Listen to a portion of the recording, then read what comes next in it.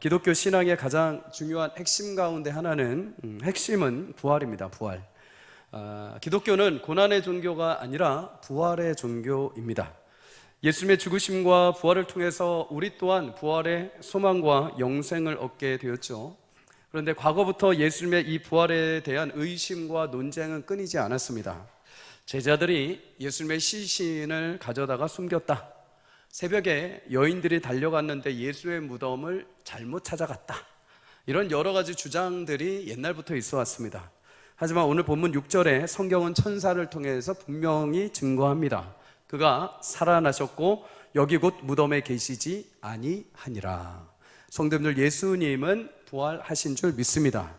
예수님은 죽음을 잠시 죽은 척 하신 것이 아니라 그 실체가 유실된 것도 아닙니다.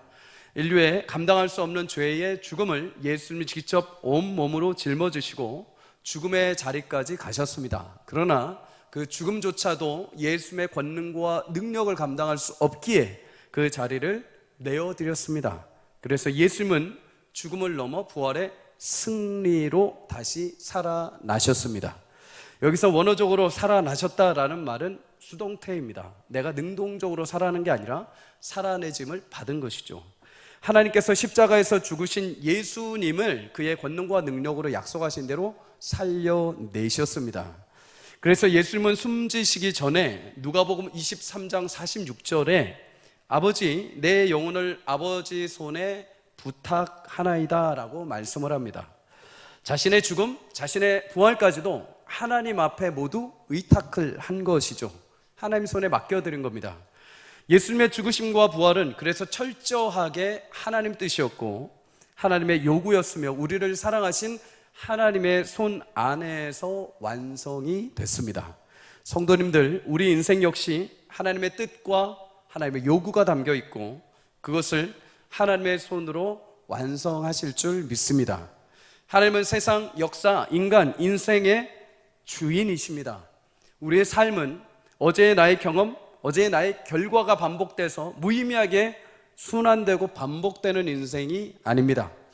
오히려 여러분의 내일은 하나님께서 약속하심을 따라 그려져 갈 것이고 마침내 우리에게 요구하신 하나님의 뜻이 우리 인생 가운데 아름답게 그 계획을 따라 완성될 줄 믿습니다.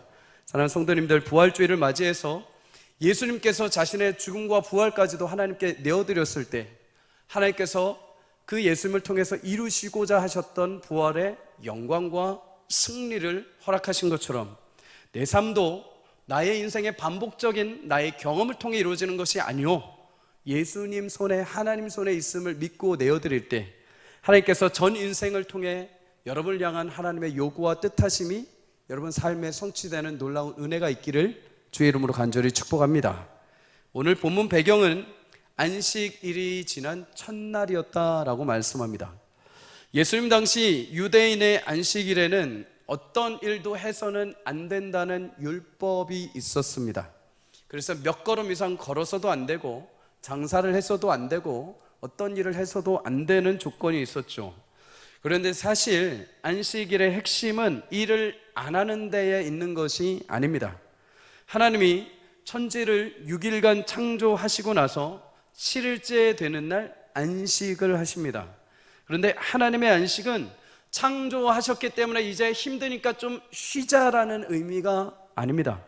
하나님 7일째 되는 날 안식하셨던 것은 하나님의 창조의 완전함을 이야기합니다. 6일 동안 하나님이 모든 것을 만드시고 하나님 보시기에 좋았다라고 하시죠. 무슨 말입니까? 부족함이 없다는 겁니다. 하나님이 6일 동안 모든 것 만드셨는데 너무나 아름답고 완전하다는 것이죠. 그리고 이 완전한 하나님의 창조 작품을 인간인 우리 사람과 함께 7일째 되는 날부터 누리게 하셨습니다. 우리로 하여금 완전하신 하나님의 그 창조를 하나님과 교제하면서 평생의 복으로 누리게 하신 거죠. 더 이상 어떤 부족함도 어떤 연약함도 어떤 시리도 없이 인간들에게 하나님의 완전하신 창조를 누리도록 허락해 주신 겁니다. 그런데 인간이 죄를 범함으로 이 안식을 잃어버리게 되죠.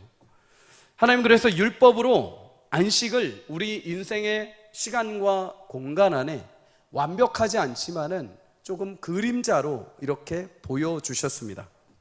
안식일이라는 시간과 절기를 통해서, 또 안식일에 섬기는 성전이라는 공간을 통해서 하나님이 우리 인생에 안식을 조금이라도 누리게 하신 거죠. 그 시간을 통해서 하나님이 우리 가운데 주신 평안과 위로와 소망을 느끼게 하신 겁니다. 그런데 시간이 지나면서 사람들이 이 안식의 본질적인 누림보다 자꾸만 이 안식일에 대한 조건과 율법을 계속 만들어냅니다. 이 조건 안에 안식을 잃어버리기 시작하죠. 일하지 말라고 하니까 일하지 않는 조건들을 계속 만들어냅니다. 몇 발자국, 무슨 일, 뭐 하면 안 되고 계속 조건들을 만들고 그 조건을 안 했을 때 안식을 누리는 것으로 착각하는 거죠. 성전 안에 올라서 하나님 안에서 주일날은 경외하고 그 안에서 주시는 참된 쉼을 누리라 하니까 성전 안에 들어올 수 있는 특권을 만들어버리고, 누구는 못 들어오고 누구는 들어올 때 무슨 옷을 입어야 되고 자꾸만 법을 또 만듭니다. 그래서 지금도 유대인 안식일을 보면 굉장히 놀라운 일들이 있습니다. 예전에 신대원 다닐 때 졸업여행으로 이스라엘 갔을 때 희한한 장면을 봤습니다. 유대인들이 사용하는 호텔이 있습니다. 호텔에 가면 샤바트 엘리베이터라고 있습니다. 샤바트 하면은 안식일이라는 단어입니다. 안식일. 엘리베이터를 사용하는데 안식일을 위한 엘리베이터가 있는 거죠. 호텔 건물 안에 엘리베이터가 딱 2개 있으면 그 중에 하나는 반드시 샤바트 엘리베이터로 사용이 돼야 됩니다. 평일에는 그냥 엘리베이터지만 안식일이 딱 됐을 때 이 엘리베이터는 샤바트 엘리베이터로 사용하는 거죠. 호텔에 엘리베이터가 하나만 있다. 그럼 이거는 안식일이 되면 무조건 샤바트 엘리베이터로 사용이 돼야 됩니다. 어떻게 사용하느냐? 샤바트 엘리베이터에는 버튼을 누르지 않아도 전층에서 멈췄다가 열렸다가 닫혔다, 멈췄다가 열렸다 닫혔다, 자동으로 그렇게 되어 있습니다. 왜 그럴까요? 안식일에는 버튼 누르는 것도 일이라는 거죠. 이것도 하지 못하게 아예 엘리베이터를 안식일용으로 지정해버린 겁니다. 여러분, 안식일의 본질보다 율법이 덮어버린 거죠. 과거 이스라엘 백성들도 마찬가지였습니다. 율법의 조건이 먼저 앞서서 안식일이라는 하나님의 완전하고도 참된 평안과 은혜를 잃어버립니다. 그래서 하나님이 진짜 안식을 보내주시죠, 이 땅에. 예수님은 마태복음 12장 8절에 이렇게 말씀을 합니다. 인자는 안식일의 주인이다. 나 예수가 안식일의 주인이다. 모든 인생의 참된 안식을 누릴 수 있도록 하나님은 예수님 안식 그 자체를 보내주셨습니다. 그래서 예수님이 십자가에서 죽으실 때 하나님은 성전에서 하나님이 임재하시고 사람들이 감히 가까이 할 수 없도록 쳐놓으신 두꺼운 그 휘장을 예수님 죽으시는 그날 위에서 아래부터 찢어버리십니다. 예수님을 통해서 이제 모든 그 안식을 위한 율법을 다 완성했다는 거죠. 안식을 누리기 위해서 이것저것 이제 할 필요 없다는 겁니다. 왜요?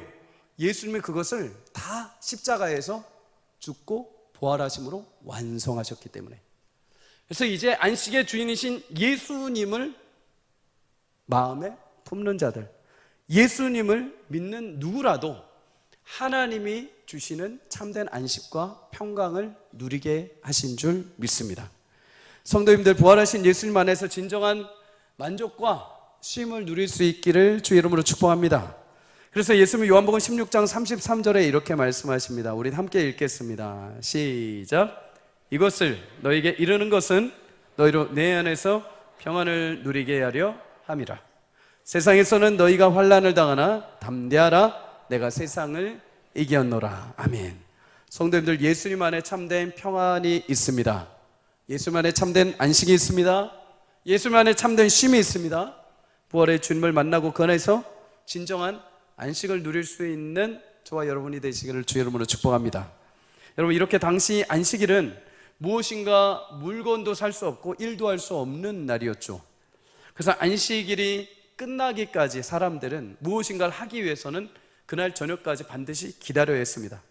안식일이 끝난 그날 저녁, 급하게 예수님의 시체에 바를 향품을 구입을 한 사람들이 있습니다. 오늘 1절에 막달라 마리아, 야고보의 어머니 마리아, 살로메 여인들이죠. 예수님의 죽음을 바라보며 애통해하고 눈물을 흘렸던 여인들. 이 여인들, 유대인의 전통에 따라 예수님의 시체에 향품을 바르기 위해 안식일이 끝나는 그 저녁에 바로 가서 향품을 준비를 합니다. 그리고 다음날 새벽에 예수님께 향품을 바르러 가죠. 유대인들은 시체, 죽은 사람이 있으면 세마포로 둘둘둘 감쌉니다. 그리고 며칠 뒤에 이 시체의 부패를 방지하기 위해서 향품을 그 위에 또 바르죠. 그러고 나서 또 세마포로 둘둘 감습니다. 그리고 또 며칠 후에 향품을 바르고 또 다시 감습니다. 그러면 시체는 점점 이 세마포 때문에 점점 부피가 커지죠. 내가 만약에 죽지 않고 살았다 하더라도 이 세마포를 내 자신이 안에서 뚫고 열고 나온다는 건 불가능합니다. 그래서 점점 두꺼운 세마포에 둘러싸인 시체. 여인들은 향품을 준비했다가 안식일이 지난 다음 새벽, 이른 아침, 주일 새벽에 동이 트자마자 예수님의 무덤을 향해서 달려갑니다. 향품을 들고. 그런데 여러분, 여인들이 달려가면서 한 가지 마음에 걸리는 것이 하나 있었습니다. 오늘 본문 3절에 이렇게 말하죠. 서로 말하되 누가 우리를 위하여 무덤 문에서 돌을 굴려주리오. 예수님 당시 무덤은 단단한 바위를 뚫고서 그 안에 시체를 넣고 매장하는, 또는 천연 동굴에 시체를 넣고 문을 닫는 그런 무덤이었습니다. 겉에는 거대한 돌 무덤으로, 돌 문으로 닫아버렸죠. 이 돌문은 장정 4명에서 5명이 겨우 움직여야 움직여질 정도의 무게였습니다. 여인들이 돌문을 어떻게 열 수 있겠습니까? 그런데 참 아이러니한 것은 일반 사람들 같으면 출발하기 전에 이 돌문의 무게를 계산하고 가능성을 생각해서 도울 사람들을 데려가든지 아니면 우리 불가능해 하고 가지 말든지 해야 되는데, 이 여인들은 무조건 향품 사서 그냥 달려가 버립니다. 가면서 이 세 여인, 우리 위해서 누가 돌무덤을 열어주지? 라고 고민하는 거죠. 여러분, 사람마다 개인적인 성향과 기질이 다 다르죠. 어떤 사람은 여행 갈 때 철두철미하게 계획을 짭니다. 예산 짜고, 시간 짜고, 숙소 짜고, 관광지, 이동시간, 모든 것을 다 철두철미하게 계획을 짭니다. 이미 여행 가기 전에 여행 다 갔다 왔습니다. 스케줄대로 해야 여행한 느낌과 보람을 누리는 사람들이 있죠. 반면 어떤 사람들은 그러지 않습니다. 그냥 갑니다. 못 먹어도 고합니다. 전문 용어 쓰면 안 되는데 그냥 갑니다. 그죠? 계산하지 않고 그냥 갑니다. 가서 그냥 숙소 있으면 들어갑니다. 그냥 맛있어 보이면 그냥 먹습니다. 좋은 데 있으면 그냥 차 세워서 잠깐 쉬는 거죠. 여행입니다. 근데 여러분, 여행이나 일상의 쉼에 있어서 어떤 것을 선택하든 자유죠. 그런데 하나님 앞에 성도의 삶을 살아가는 방식과 태도에 있어서는 적어도 내 계산, 내 가능성 때문에 주저하지 않고 믿음으로 행동하고 달려가야 하는 줄 믿습니다. 물론 여기서 말하는 믿음이라는 것은 다른 말로 표현하면 사랑입니다. 사랑. 예수님을 사랑하기에 계산하지 않고 따지지 않고 그 일을 행하는 것이죠. 순종하고 달려가 보는 것이죠. 하나님도 마찬가지입니다. 여러분, 하나님은 우리에게 강압적으로 위협적으로 찾아오신 분이 아닙니다. 사랑하시기 때문에 찾아오셨습니다. 하나님은 그분 자체가 사랑이십니다. 계산하지 않고 따지지 않고 사랑하셔서 찾아오시고 우리를 위해 예수님을 내어주시고 죽이시고 부활의 소망을 주신 줄 믿습니다. 흔히 복음과 신앙을 위해 죽음을 맞이한 사람들을 가리켜서 우리는 순교자라고 말합니다. 그런데 여러분, 내 계산으로 예수님을 따져보니까 죽을만 해서 죽은 사람은 단 한 사람도 없습니다. 누가 여러분 논리적으로 계산해서 내가 저분을 위해서 따져보고 계산해보고 열매를 보니까 죽을 수 있겠다 해서 죽는 사람이 누가 있습니까? 그들은 자신을 목숨을 내건 이유가 있다면, 내가 목숨을 지금 버려도 하나님이 주신 그 사랑의 편에 서는 것을 결코 포기할 수 없기에 그들은 자신의 목숨을 내놓은 것입니다. 하나님의 놀라운 사랑을 받음으로 나도 기꺼이 하나님을 사랑하는 영광의 자리를 빼앗기지 않겠다는 믿음 때문에 그들이 자유롭게 목숨을 내놓을 수 있던 거죠. 오늘 여인들도 믿음이 월등했다라고 말할 수는 없습니다. 오히려 여인들, 예수님이 살아나셨다는 소식을 들었을 때 몹시 떱니다. 두려워합니다. 천사가 가서 이거 전해라 했는데 너무 무서워서 전하지도 못합니다. 다만 한 가지는 알 수 있죠.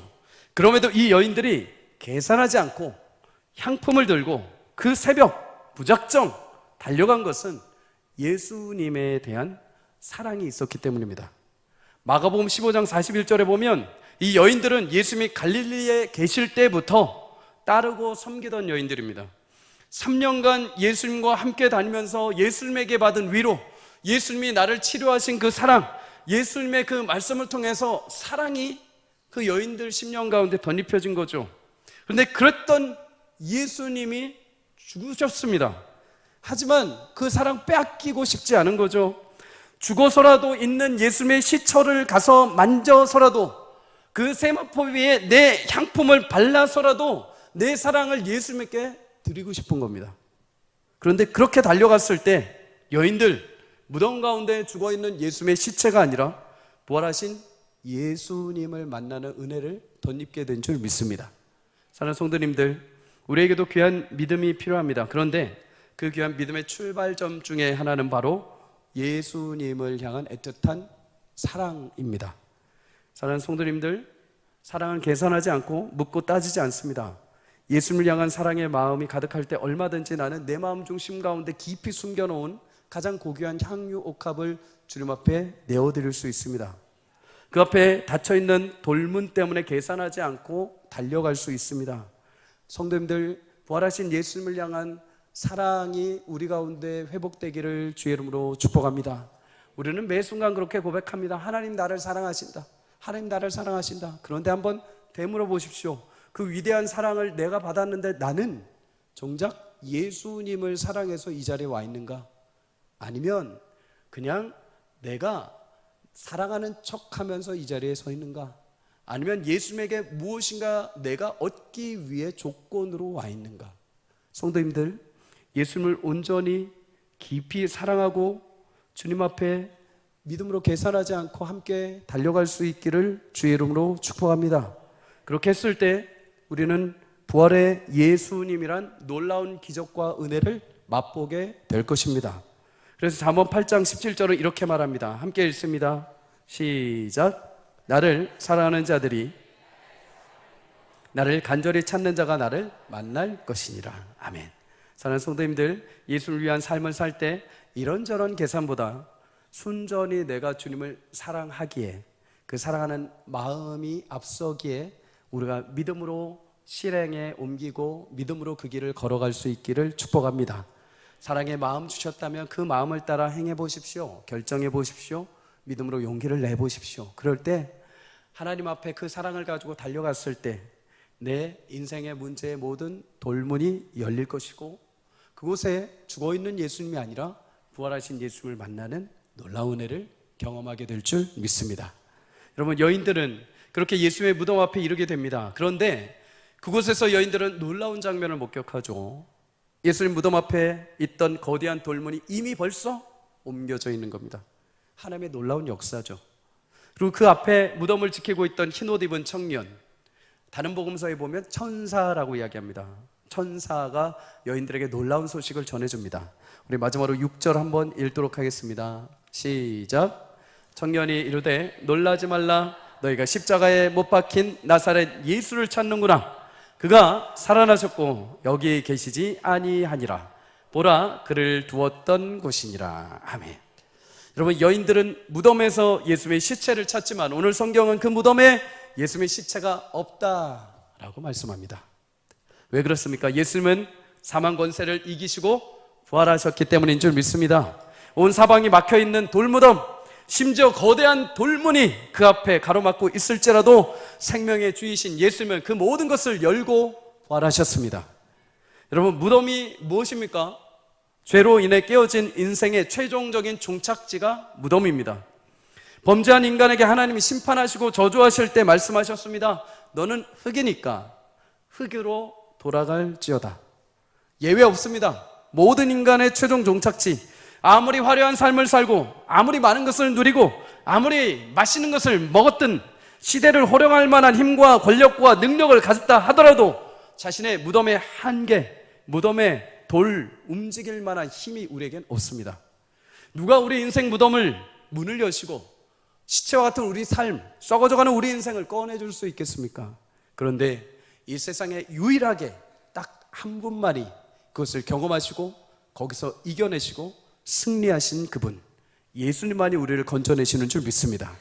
여러분, 유대인들은 부활이 없다고 믿었던 사두개인을 제외하고 모두가 다 이미 부활을 믿었던 사람들입니다. 그런데 이들이 말하는 부활은 무엇이냐? 죽음 이후에 찾아오는 부활입니다. 죽어야만 얻는 부활. 하지만 예수님 믿는 성도들에게 부활은 단순히 우리가 죽고 난 이후에 얻는 것이 아니라 예수님 안에서 누구라도 예수를 믿는 그 순간부터 우리는 부활의 삶을 살게 하신다고 약속하셨습니다. 예수님을 믿는 순간부터 우리는 오늘 부활의 신앙을 믿게 되는 줄 믿습니다. 요한복음 11장에 보면 마르다 마리아의 오빠 나사로가 죽는 장면이 나옵니다. 나사로가 죽자마자 온 집안이 대성통곡하고 눈물을 흘립니다. 그런데 예수님이 그 나사로의 장례식에 찾아가십니다.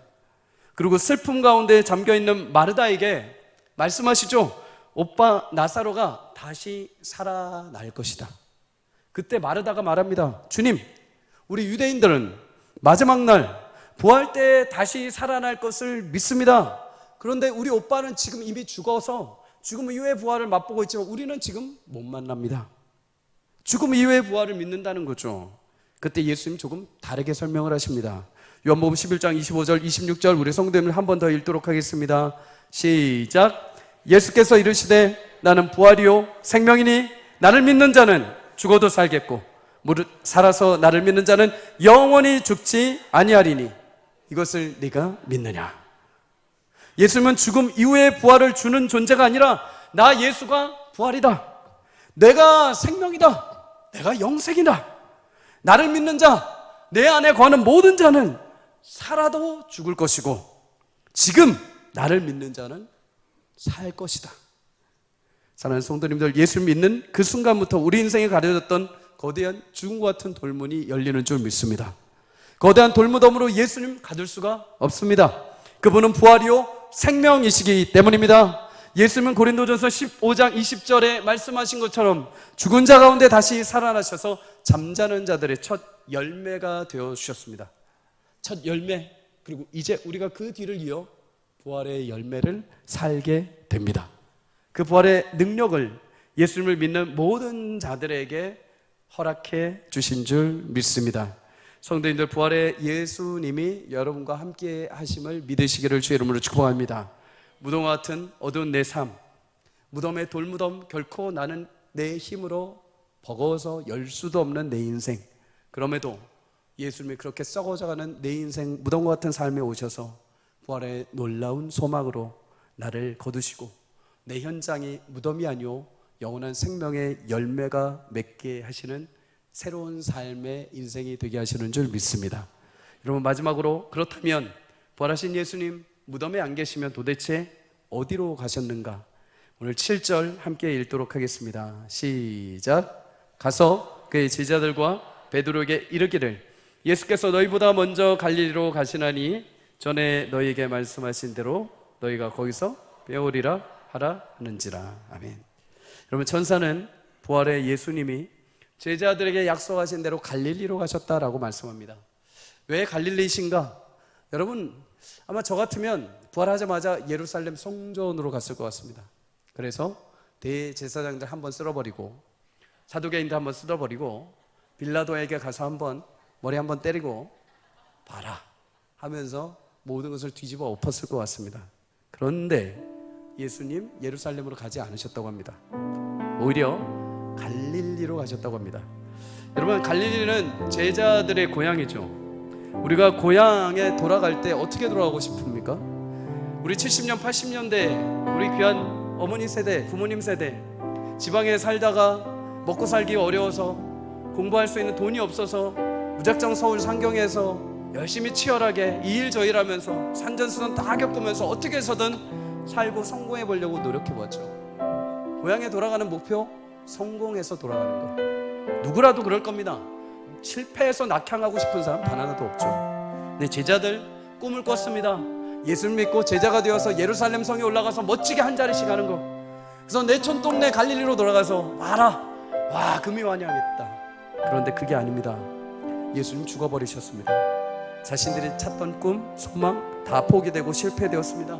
낙심된 채로 돌아옵니다. 무엇보다 예수님 앞에 자신들이 배신했다는 죄책감, 무력감이 그들을 사로잡고 다시는 일어날 수 없을 정도로 힘겨운 삶의 처지로 돌아갔습니다. 그런데 부활하신 예수님이 가장 먼저 일어나셔서 하신 일은 그렇게 시리에 빠진, 실패에 빠진, 낙심에 빠진, 낙향한 갈릴리의 그 호숫가에 처절한 힘겨운 싸움을 하고 있는 제자들을 다시 찾아가시는 겁니다. 마가복음 14장 27절 28절에 보면 예수님은 스가랴의 말씀을 인용하셔서 제자들에게 이렇게 죽기 전에 말씀하셨습니다. 너희가 나를 다 버릴 것이다. 이는 기록된 대로 내가 목자를 치리니 양들이 흩어지리라 하였습니다. 그러나 내가 살아난 후에 너희보다 먼저 갈릴리로 가리라. 여러분, 목자는 예수님이시죠. 목자이신 예수님이 십자가에 죽으시자 그 양떼와 같은 제자들이 다 흩어져 버립니다. 모두 흩어져서 갈릴리로 제각각 돌아가 버립니다.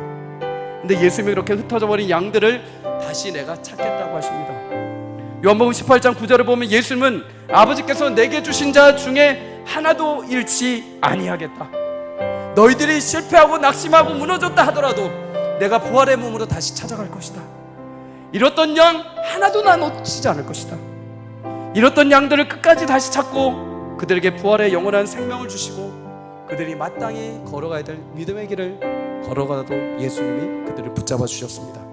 성도님들, 오늘도 부활의 주님은 인생의 자리에 포기되고 낙심되고 절망 가운데 쌓이는 우리 인생 버리지 않고 부활의 몸으로 찾아와 주셨습니다. 그리고 마치 잃어버린 양을 찾아 기쁨으로 어깨에 메고 돌아와 큰 잔치를 벌이는 목자처럼 기뻐하십니다. 성도님들, 오늘도 부활의 주님께서 포기되어진 우리 인생 무덤과 같이 돌무덤의 그 앞에 있는 큰 무덤, 나도 어떻게 할 수 없고 나도 어떻게 열 수 없는 그 인생의 문을 주님께서 부활의 몸으로 찾아오셔서 그 문을 열어주실 줄 믿습니다. 그리고 내 인생의 자리에 그대로 두지 아니하시고 약속하신 대로 부활의 능력, 새 힘을 얻고 다시 믿음의 주님과 함께 평생을 동행하여 주님의 영광의 인내에 함께 참여하게 인도해 가실 것입니다. 성도님들, 오늘도 여러분의 삶의 처지가 어떠하든 여러분의 인생이 무덤과 같은 현실을 하더라도 내 앞에 거대한 장애물과 같은 돌문이 있다 하더라도 부활의 주님이 그 문을 열고 나오셨습니다. 살아나셨습니다. 그리고 그 주님이 여러분의 현장에 오셔서 이제 살게 하실 것입니다. 부활의 생명 되신 그 주님을 찬양하고 기뻐하는 오늘이 될 수 있기를 주의 이름으로 축복합니다. 그리고 남은 여생 한 주 동안의 삶도 내가 갈릴리와 같은 현실일지라도 내 무덤과 같은 현실일지라도 주님 거기까지 찾아가셔서 잃은 양 놓치지 않고 거듭 안으시고 주님 영광의 잔치에 임하시는 그날까지 여러분과 함께 동행하실 것입니다. 여러분, 주님은 살아나셨습니다. 그리고 여러분의 삶에 함께 하시고 부활의 능력으로 끝까지 인도해 가실 줄 믿습니다. 그 부활의 주님과 함께 영원한 기쁨과 소망으로 매일같이 부활을 살아가는 저와 여러분의 삶이 되시기를 주의 이름으로 축복합니다.